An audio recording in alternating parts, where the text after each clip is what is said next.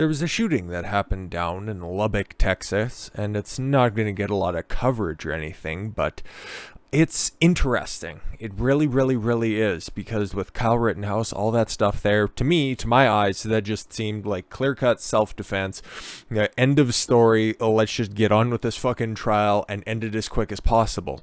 Now, of course, that was a unicorn of a case, if we're being completely honest. No, not to be confused with a new strain of the fucking coof, Omicron. Like, what kind of fucking Decepticon shit is that? But what we have here is just more or less your bog standard self-defense, stand your ground castle doctrine type case. And really, I look at it, and depending on if it's an odd or an even viewing of it, because I probably watched the unedited version of this video, and I would play you the unedited version mostly.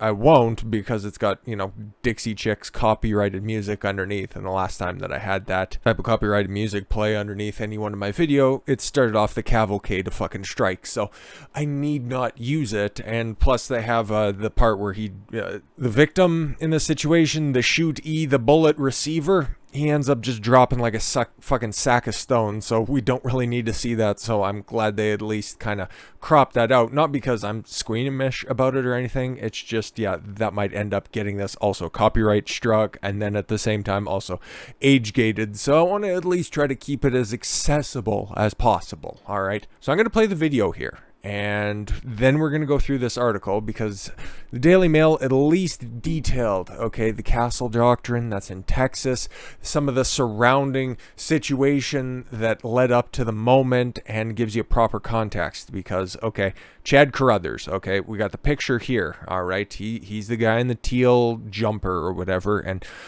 apparently, okay, to the best of my knowledge here, he is there to get his kid, I guess, for the weekend, okay? I think he's saying at like 3:15, this is my time to have the kid. Where's the kid? Kid should be in the house or something like that. But apparently the child is not there, and then he just starts to spaz out because, well, family court is fucking AIDS, and he's just trying to be the best father he can be. And then the situation escalates from there. He's not leaving without his kid. And then the little manlet there with the fucking well-cropped beard ends up getting his fucking firearm, and then escalating the situation from there, which ends up leading to the screenshot that you see right there from the video. And he plugging two in him, as well as also firing a warning shot beforehand, which is also pictured right there. Fires it at his feet. So again, all right, this is a really weird situation, all right, and I'm just going to play the video for you. There's not going to be any sound for it or anything. No, I don't have that turned on, so it's very, very difficult to really figure out, because obviously he's incredibly pissed off. That's his ex-wife or whoever he dumped a load in there, and he's just trying to get his kid, right? He's just supposed to have him for the weekend, or her. Don't really know who the affected party is in this one, but obviously it's like there's so many things that we don't know. It's like, is this something that's clearly happened before? Potentially, I would imagine so. It's always tough when it comes to these custody situations.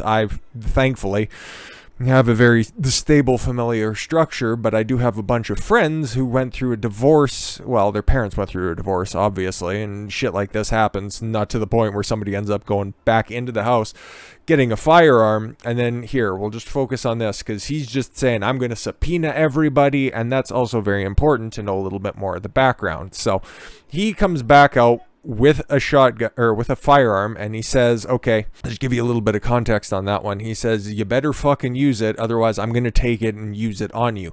Now, because this is Texas, normally you have that kind of verbal threat like that. Would you think that that would be inviting an attack? It's like he's also threatening deadly force on you, and then you guys are what, like, yeah, chest to chest there, so you could easily grab his gun. So do you fear for your life in that situation? Like, there's so many fucking moving parts in this one, but we're gonna get back to the video and then just watch here. So yeah, they're just jostling back and forth. They edited out some swear words because he said fucking use it. Fires at his feet, and then okay, he starts to tussle with him, and then plugs two in him, and that's the end of the video. Okay, once again, hey, if you guys want to watch more of it, it is going to be in the link for the article itself, but I really don't know what to make of it. Okay, initially when I first seen it, I thought the guy kind of jumped a little bit too quickly to get his gun and then shoot at him, because obviously this is a domestic issue. These two people know each other because they have some sort of a semi-regular contact with one another due to the joint custody agreement. At least that's what we think it is at the moment. So knowing that the guy who got shot, his name is Chad, and then there's Kyle in the black jumper who pulled the trigger. Maybe Kyle knew what Chad was capable of and was just like, nah, I'm not getting my ass kicked again. Not saying anything ever really happened beforehand, but knew that Chad, need to get these names correct, Chad is capable of escalating the situation. Therefore, in order to de-escalate everything, he went to go get his gun, and then he wouldn't. It's like, this is such a tough situation. I really don't know what to make of it. But then after looking at the law itself, it's like, okay, my initial gut feeling, yeah, I really don't know. I really don't know. You could really convince me either way, but then you start to look at the law itself, and it kind of falls on Kyle's side on this one, because this is Texas after all, Lubbock, Texas, and Texas, hey, they tell you to get the fuck out of there, which Kyle also did as well, and you don't want to comply with that, you're liable to get plugged with a couple. So yeah, of course, this is the Daily Mail. They're headquartered in the United Kingdom, so whenever you see a firearm, all of a sudden, oh my god, horrifying moment. To be fair, it just kind of really escalated it a little bit too quickly in order for it to be horrifying, really, at least in my opinion, but whatever, editorialize as we go.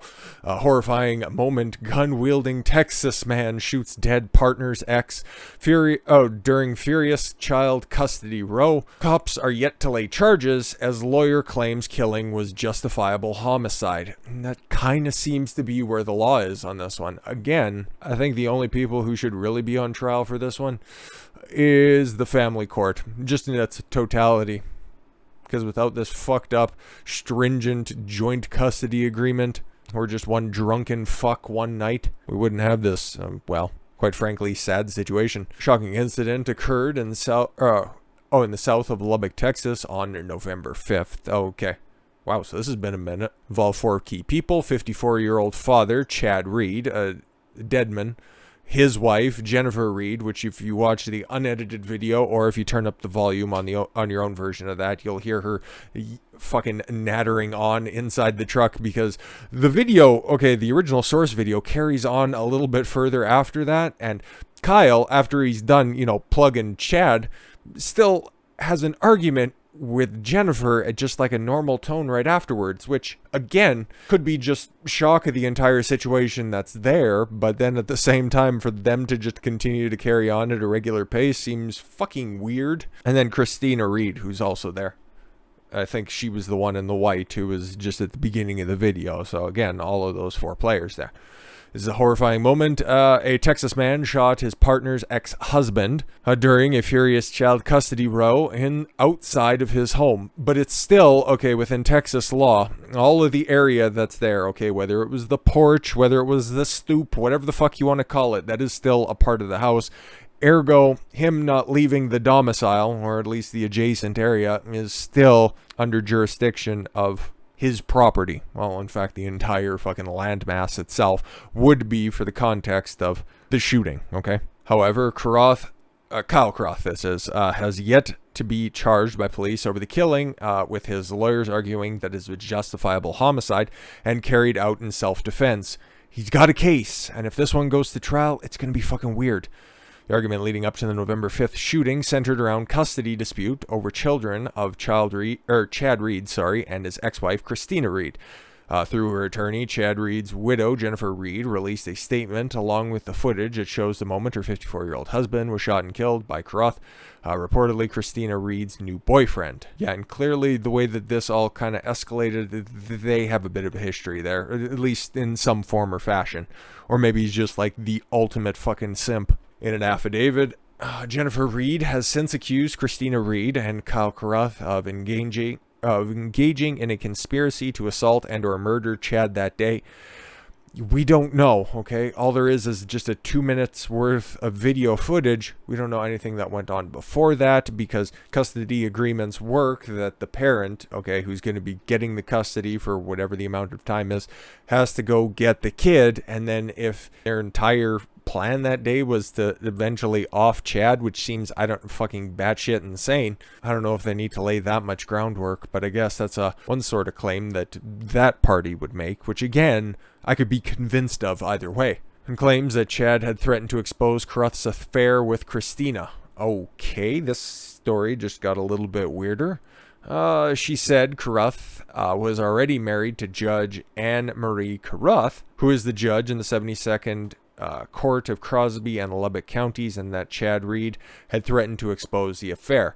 So it's weird, right? Because the verbiage that Chad was using prior to the shooting, it was like, I'm going to subpoena Anne Marie, I'm going to subpoena you, I'm going to subpoena everyone. So it's like, okay, this dude clearly has some sort of a legal background, because that just seems, or at least like this has been just like a really long drug out custody case, because that's just weird verbiage to be using. Like, as heated of a situation as that is, like, maybe I'm just interjecting a little bit. It's like, I'm going to haul your ass in front of court, you're coming to court, all of these type of people. But to be so specific with saying subpoenaing, I don't know, man. That just, all of this stuff is just like red flags everywhere. We don't really know the entire overarching situation here. It's just a little bit of video footage and what one person is saying as opposed to what another person is saying.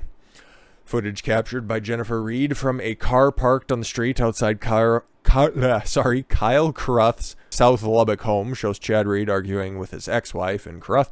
In the mobile phone video, it appears that Chad Reed and Carruth are arguing on the porch of the house, and Christina Reed is standing to the right. All of these people are just awkwardly calm about the entire situation. Like, okay, you've seen chest bumping between two grown men before, like, okay, fine, whatever. But the fact that nobody really escalates above that, maybe it's just a little bit off-putting for somebody who's I don't know, never really experienced said situation, and hopefully will never have to go through the family court that eventually leads to shit like this happening. Kyle, wearing a black top and jeans, okay, is heard telling Chad Reed, "Get off my property." He does say that, okay, and that is a warning, and that is saying that he is no longer welcome there, ergo he is trespassing. So again, you're kind of laying a little bit of legal foundation. So all of this was caught on tape. It's important to note. Chad Reed, who is wearing a teal top and jeans, gesticulates with his arms as Carruth turns around and goes inside. Yeah, that's when he's yelling at everybody, "I'm going to subpoena you and you and you." Well, that's going to be a little tough now. Chad turns around and continues talking to Christina, telling her that he wants his son, who is supposed to have custody at 3:15 p.m. that day, according to Jennifer Reed in the affidavit filed after the incident. "I'm supposed to have him at 3:15, Chad is heard saying to Christina, "but you're playing games telling me I have to pick him up at 6. That's not how shit works. Because, okay, once again, in the family court, you don't recover that additional 2 hours, 45 minutes that he'd be out. Pair continue arguing. Chad Reed suggests that his son is probably at his ex-wife's mother's house. Oh my god. Not like this is probably a surprise or anything. It's not like dad wants to swing by and come pick you up and we're going to go for some ice cream and go watch a baseball game. This was probably already decided a long time ago. If you want to see him, you can... see him up until 3:15. You can keep him. You keep trying to keep my son from me. I'm going to drag you and Anne Marie and everybody else into court. They're kind of paraphrasing, but again, you could hear it in the video itself. It's been reported that Anne Marie could refer the judge Anne Marie Carruth, who Jennifer Reed said is the wife of Kyle. All right. Again, this is so white trashy, but we've got to talk about the situation at hand as it is. Carruth is then shown re-emerging from the house holding a firearm, which he is holding by his side, shouting "Leave" at Chad Reed. Reed is heard shouting back, "Use it, motherfucker," and squaring up to Carruth, threatening to take the gun from him. So again, they are literally chest to chest, nose to nose, whatever the fuck you want to call it. So if anything escalates from there, you have a loaded gun, so somebody's going to be getting their hands on it, and it ended up being Kyle in this situation. Now, face to face, Carruth fires one shot into the floor at the pair's feet, which, if there's going to be charges laid on this one, that one could be a negligent discharge, or that one could be like some sort of a reckless discharge as well. So we'll see once charges eventually maybe potentially get laid in this one, because this is such a weird situation, such a muddy case. Don't be surprised if you see one of those tacked on there as well. Suddenly, Carruth jumps back away from the porch, raises his rifle, and fires 2 shots. Kind kind of missing, because by the video itself, like, we can go back to it, okay, like, clearly there's a little bit of like hand-to-hand play there. I just want to make sure we get this. It's like, okay, oh, that's a little bit more graphic one. We don't need to see that one. I don't really care for that one. It's not like I really care. It just doesn't show much. It's through the fucking blinds, and then Chad there just ends up dropping like a fucking sack of stones. So what does that really show? Okay, somebody got shot. Okay, well, clearly without proper context, what the fuck do we know about that one? So yeah, we're coming back up to it here. So again, yeah, they censor out all the curse words because I guess saying fuck is inappropriate when you're showing a shooting. Whatever. So yeah, they're chest to chest, and then all of a sudden, okay, so he fires down, and then Chad, yeah, throws Kyle. So, and then the shooting happens there. So you're kind of missing that point out. So a battery is also happening there, conducted by Chad. So you got trespassing in order to commit a battery. Do you have justification for self-defense with a deadly weapon? In Texas, sure seems to be that way. So yeah, Carruth rocks back to the porch and turns around to face the camera, still holding the gun. He wags his finger. Jennifer Reed saying, I have it on video, Kyle. Yeah, and this is where the fucking weird just altercation between Jennifer, who's in the truck or the car, and then Kyle, who is still holding the smoking rifle, which, whatever. Oh, okay, yeah, so maybe she was just confused with the situation, didn't thinking that he would actually go in there. Kyle wouldn't, okay, go back into the house and grab a real firearm. You know, she thought it was a stun gun or something like that, or a paintball gun. So after Chad Reed falls to the floor, his wife, filming the incident, appears surprisingly calm. Again, yeah, it could be shock, or it could just be somebody thought something else. So this is why the full context, you don't get it just from this video here. She has written in the affidavit that she initially thought Carruth had used a paintball gun or some type of stun gun. A little bit loud for a stun gun, but then again, whatever. Okay. Even when Carruth fired the shots, the sound was very muffled and not as loud as I know firearms to be. She wrote, it wasn't until I got to Chad on the ground and I realized that the fact that he had been shot with a weapon held by Carruth was a firearm. Jennifer Reed is now suing for custody of her stepchildren. According to the press release published by her attorney. Jennifer Reed, the widow of Chad Reed, has filed a petition today seeking to take custody from Chad Reed's children from their mother, Christina Reed. Oh, great. Another layer of family court. This sounds like absolute just dick stew. Woman and her attorney said that they released the footage of Kyle Carruth's shooting of her husband and that the affidavit to speak for themselves. Carruth has not been charged over the incident. Carruth's attorney, David Guine, told KCBD nice that the shooting was done in self-defense, saying that Chad Reed was trespassing on his property, which, yes, okay, that's for true, citing castle doctrine, which very nicely posted over here, okay? But we'll get to that after we hear what the lawyers spin on this, okay? Speaking to the local news outlet, Gwynn said the video confirms the Lubbock police thorough work reflects this as a justified homicide. When a trespassing Chad Reed advances on Mr. Carruth, who was standing within feet of the front door of his home and office, employees there, Mr. Reed, said, I'll take your gun and fucking kill you with it, and then tried to. After he fired at the ground, but again, is that provocation or is that deterrence? Again, this could be for a jury to decide. It was then and only then that gun gets pointed at Mr. Reed at the fatal moment. All right. Chad Reed, Gwynn added, had every opportunity to leave the property, saying that he was threatening to others and that he was close to advance on Mr. Carruth. Also put hands on him. So again, all of this, it's just adding up to be justified, okay? Think of it what you will. This just happens to be the law. So, okay, we don't have to take a lawyer spin on this one. We can just take a look at castle doctrine. Okay, castle doctrine, known as castle law or defensive habitation law, is a legal doctrine that states a person's home or legal abode is a place where they have some protection and immunities permitting to the use of force in certain circumstances to defend against intruders. All right. The term is most often used in the United States, although other countries have similar laws. Yeah, because I'm not exactly familiar with any American castles, but hey, prove me wrong. And the term is in Texas, because castle doctrine is not universally applied in every state. There's different variations of castle doctrine from state to state. if they have it. Otherwise, there's certain stand your ground laws, which also have a certain amount of a duty to retreat. Like you got Massachusetts, which is just basically you got to tuck tail and run, and hopefully the bullets don't catch up to you.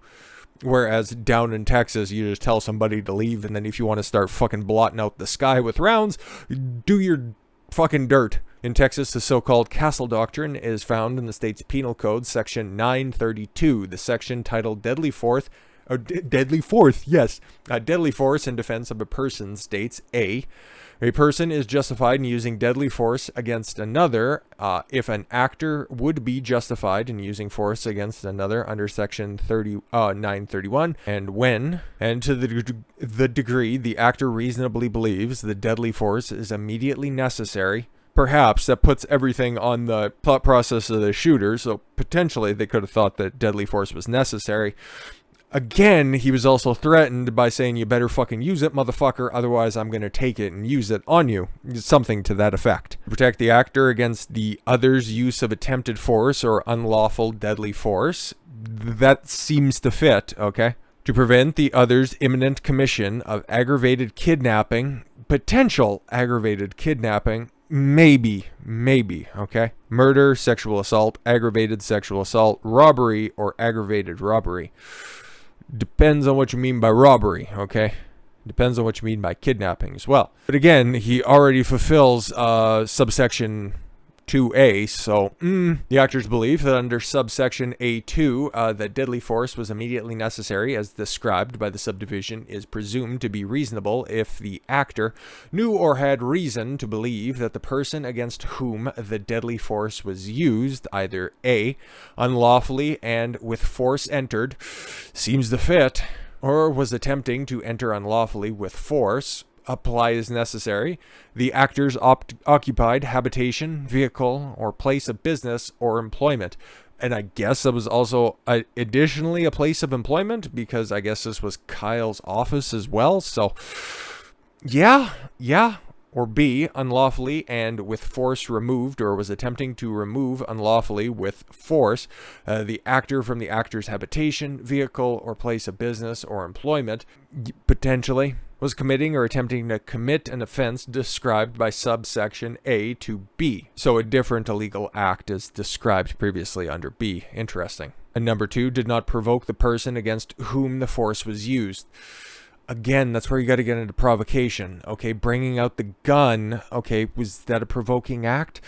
No, because we just seen that, and I know that this is a different state, so go ahead and think of this what you may. Kyle Rittenhouse just showing up with a firearm is not provocation, okay? And that seems to be at least one universal in this aspect, okay? Them firing shots at the ground, maybe, potentially. I know that's not the legal precedent, but you could convince some jurors of it, and it might be grounds for charging them. So yeah, let's go on to number 3, which was not otherwise engaged in criminal activity, other than a Class C misdemeanor, that the violation of the law or ordinance regulating traffic, and at the time the force was used. Yeah, obviously, okay, so there was no overlying circumstances. Doesn't seem to be the case. Like, at best, it could have been a civil matter when it comes to restricting the access to the child. Maybe, potentially, that's for something to be argued out at a later date. And subsection C of 3, a person who has the right to be present at the location where the deadly force is used, it's his home and his office, who has not provoked the person against whom the deadly force is used. Again, provoked, maybe, potentially. Legally speaking, doesn't really look like it, but you could convince people if you got different statutes or subsections to pull up. Not engaged in criminal activity at the time the deadly force is used, is not required to retreat before using deadly force as described in this subsection. Yeah, okay, he has no duty to retreat because it's his home and he has the right to protect his home. And then subsection D, for the purpose of subsection A2, to determining whether the actor described by subsection C reasonably believed that the use of deadly force was necessary, a finder of fact may not consider whether the actor failed to retreat. So they just have to figure out if it was reasonable for the person pulling the trigger to use said force, which you'd probably be able to find. So I don't know, man. I look at this video and I'm conflicted, but then I look at the law and it seems pretty justified, honestly. unless there's more information about this, that this was a total fucking ambush and the intended outcome was achieved. That's going to take a lot more fucking outside evidence that may eventually come up, but we'll see. We'll see if any charges get laid on this one. I don't see how they don't, at least in some form or fashion, but I don't want to pull that hack YouTube bit where it's like, tell me what you think in the comment section down below, but again, I think it's justified. I think it's justified. But again, we don't have a whole lot of information. We just have one of 4 party statements. Well, I guess one of 3 now. And just a little bit of video. We don't have the entire context of things. And this is like real self-defense here. Okay, this is muddy. This is not as clear-cut as things appear. So it'll be interesting to see where this goes. And yeah, if you guys have any sort of interpretation of this, if you want to look at the video, again, link, article, description, all that good stuff. Watch it at your own discretion, okay? If you're a little bit queasy when it comes to seeing somebody drop like a sack of rocks, feel free to watch the edited video the Daily Mail has provided. Otherwise, it's out there on Twitter. I'm sure that they probably link through it as well, but it really doesn't show anything different, okay? And we pretty much went over everything that's in the video and then gave you my commentary on the situation because it's murky, to say the least. I'm probably like 60% it was a justified shooting, and that is until we get a little bit more context as to what happened there. So I'm so glad I got to do a big video because lately there's been just a bunch of little short little shit or chopped up topics because for the past couple of days, and I knew this was coming over Thanksgiving, there's just not really been a lot of things to talk about. So I'm glad we got to expound on at least this topic here, but for the rest of the weekend there's going to be a whole bunch of little fucking short shit topics, except for on Sunday when we take a look at Kyle Rittenhouse and Tucker Carlson's interview, which is interesting to say the least. But enjoy the weekend, guys. I'll catch you back. Live coverage on Monday, I guess. With that said, thank you all very much for the gift of your time. I've been Don Consuelo. I want you to follow your gut and get after it. Take care, everyone.